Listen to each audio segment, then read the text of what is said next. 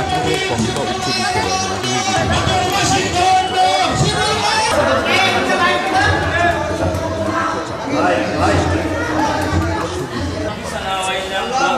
আজ কসবা উচ্চ বিদ্যালয়ে 80 লক্ষ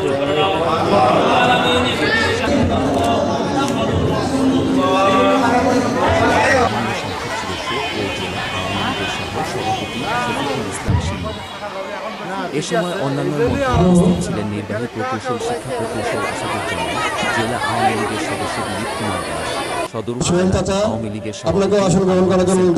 জেলা আওয়ামী লীগের সাবেক সম্পাদক আকরামুল ইসলাম, সাবেক ভাইস চেয়ারম্যান সাকিব বাকি, স্বেচ্ছাসেবক লীগের আজম স্বপন, থানা যুবলীগের সাধারণ সম্পাদক জিল্লুর রহমান, আলমগীর ছাত্রলীগের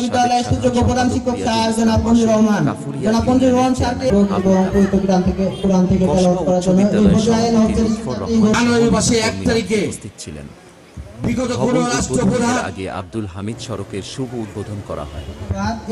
বিস্তারিত দেখুন।